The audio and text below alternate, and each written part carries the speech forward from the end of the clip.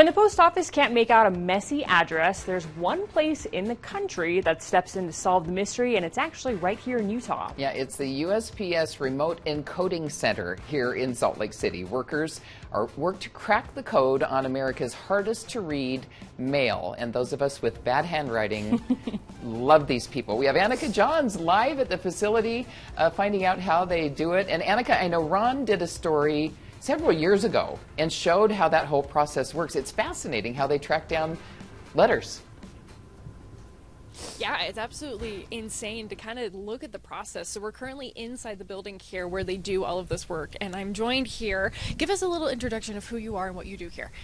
My name is Ryan Bullock. I'm the processing support specialist, so I'm the stats guy. I keep track of what we do here, how much mail we process, make sure that we know how much we've done correctly to report out every day. Wow, that's amazing. So kind of describe for me the process that you guys go through to determine, these pieces of mail that, normal people can't read. Yeah, so the machines at every plant around the country, 300 of them are connected to us. Any piece of mail that the computer can't read, it will send to us. So we've got people at hundreds of workstations that will be looking at the piece of mail and typing out what they can see. They're not supposed to guess, but it's what the computer can't read, but what humans can. Wow. So you guys are the only facility pretty much left, is that correct? Right. There used to be 55 of us. For the last 10 years, we've been the only one left in the country.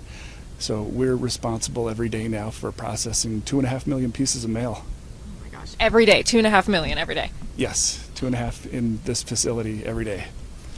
How does someone get involved in something like this? It seems very niche. Obviously, you said this is the only facility out of what used to be 55. How does someone get involved in this?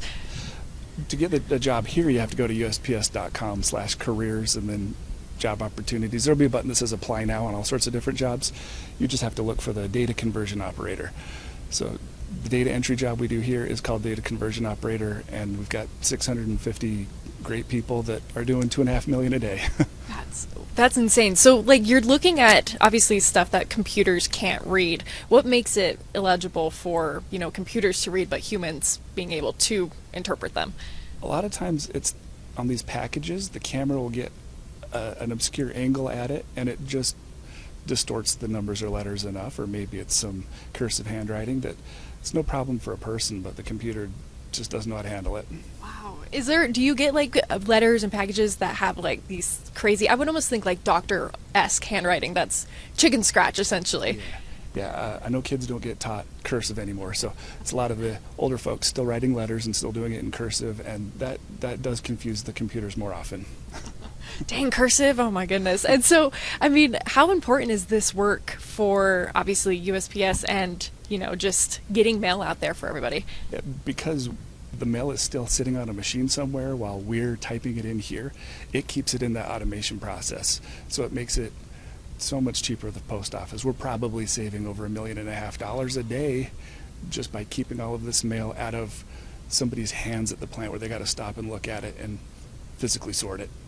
And so, again, you said that there's 300, correct, facilities? 300 plants around the country, and Guam and Hawaii and Alaska and Puerto Rico. We're connected everywhere where there's an American processing plant. That's phenomenal. And so kind of describe, obviously, we can see there's a bunch of computers here and stuff. So on a day-to-day basis, what does this room look like for these workers? It might be odd compared to another work environment because it's so quiet here. People are a lot of times just zoned out listening to their podcasts or the books on audio and typing in about 900 pieces every hour for each person. 900 per person? 900 per hour per person is an average rate, yeah. Oh my gosh, do people usually start off that quick, or is this a skill that they develop over time? You're going to have to build it up. It usually takes about 2-3 months to get up to speed. Okay. Have you ever seen a piece that you yourself were like, whoa, I can't read that at all? Oh yeah, and sometimes people put something in the mail just for fun, no postage, and it'll be ridiculous, but maybe a kid got a hold of a letter and stuck it in the mail. I've seen that. I've done the data entry job before, and maybe 1 in a million you'll see something real goofy. That's amazing. Okay, so the best way for people to get involved in this and if it's something they're interested in is to visit your website, correct? Yeah, the USPS.com/careers. Yep. And then search for the data conversion operator. Perfect. Awesome. Okay, I think our anchors may have a question for you too. Is that correct, guys? Actually, I'm hoping it's allowed, but can you and Chris maybe go look over someone's shoulder to show us a workstation and what they're looking at? So we were talking about that earlier. So they were asking if we could go over someone's shoulder, but you said that there's a specific policy in place for that. Will you explain that? Right.